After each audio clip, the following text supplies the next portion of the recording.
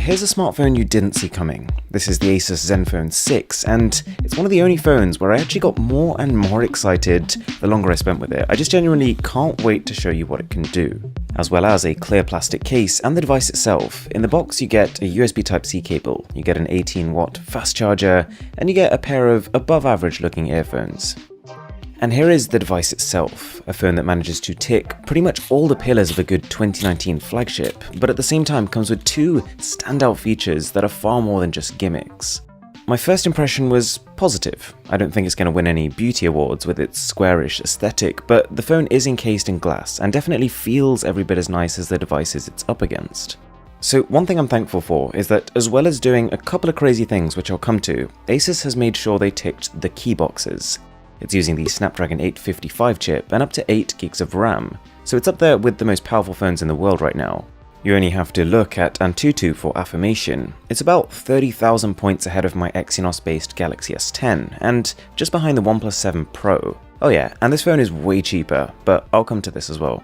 You've got that headphone jack, you've got stereo speakers on the bottom and the front, and it actually comes with a triple slot tray, so you can load 2 SIM cards at the same time as a micro SD card. Okay, so 2 features. This phone has 2 flagship features that I'd say are compelling enough reasons to want one. The first being this camera module. It flips around, but unlike other implementations that can switch between the front and the back, it's a motorized system designed to give you complete control over the angle, and this leads to some really cool outcomes. Motion tracking lets you pick an object, and the camera starts to follow that object to keep it in the center of the frame. It works like magic. You've never seen anything like it on a phone. On top of that, panorama shots get a bit of a facelift. Say you find a really tall building or an object, one tap on this button and the phone will automatically start panning upwards to capture the whole thing. Oh yeah, and the flip side of this is that you can do the same in landscape mode. The resulting resolution of these shots, 13,440 by 2048.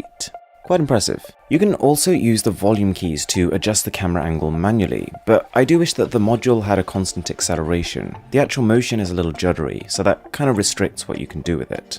More importantly though, this is thankfully not just a funky looking camera setup, it's actually a really capable one too. The main camera is 48 megapixels, based on the same IMX586 sensor as the OnePlus 7 Pro. You get really powerful high dynamic range and a great looking night mode, which actually takes 16 raw photos and meshes them together. I did a couple of side-by-sides with the OnePlus 7 Pro, and well, let me know what you think. Anyways, that second camera is a 125 degree ultra-wide, and to be clear, 125 really is ultra-wide. It's even wider than the S10's 123, but things get even better. The additional benefit of having this motorized setup is that anything you've got on the rear camera, you can also have on the front, with a couple of exceptions.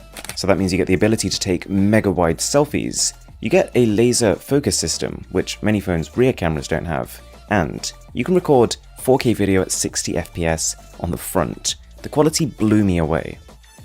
To give you an idea of the quality, this clip right here is being filmed on the phone's front camera in 4K resolution. Oh yeah, and you saw how stable that footage was, right? That's pure electronic stabilization. This phone doesn't have OIS at all, and yet it somehow pulls it off. Also, I'm not exactly sure how useful this is, but because you can stop this camera module at any angle, you can also use this phone's camera as a periscope. You could technically peer around corners, or even be looking down and seeing on your phone screen what's actually in front of you. You do miss out on a telephoto lens, but Asus have said that they'll be adding a 2x lossless zoom via a software update, but we will have to wait and see on that one. You also get this smart key at the top of the phone, which on one hand is a bit of a stretch to reach, but at the same time it's a completely configurable button. You don't see that very often. I've currently set mine to open the camera with 1 tap, but then with 2 taps I've made it open the camera and flip it around. The second headline feature this phone comes with is a 5000 mAh battery. So for some perspective, that's over 10% larger than the behemoth cell on the Galaxy S10 5G, which by the way also has a much larger display. And this is the kind of capacity where it's not a question of whether you're going to get through a day, but whether or not you can get through 2. It can reverse charge other phones with 10 watts of power, and it itself charges with 18 watts.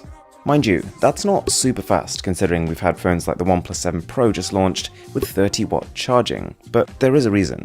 Faster charging batteries need a thicker separator in between their anode and cathode, so essentially they end up taking more space. So this slower charging speed is the only way Asus has managed to fit this monster cell into a body that's not too monstrous. The phone also has a 6.4-inch display that fills pretty much the whole front of the phone. It's a Full HD Plus LCD though, which didn't exactly have me jumping up and down in excitement. But it is better than the specs suggest, just not as bright as some of its OLED counterparts. Zen UI 6, the software on the phone, was also a nice surprise. It's much closer to a pure Google aesthetic, and it shows a company that's really listening to what people want. It's based on Android 9, and whilst it's not functionally too different from past versions, you do get some reachability features as well as a dark mode. I like that there's a built-in screen recorder, as well as an outdoor mode, which lets your speaker rack up another 20% volume at the cost of a bit of distortion. Asus is also promising an Android 10 update in the second half of the year.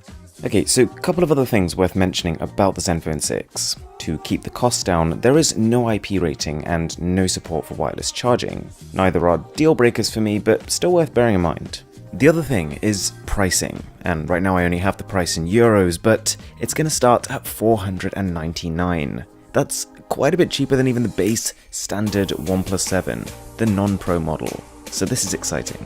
If you enjoyed this video, a sub would be massively appreciated, and as always, my name is Aaron, this is Mr. Who's the Boss, and I'll catch you in the next one.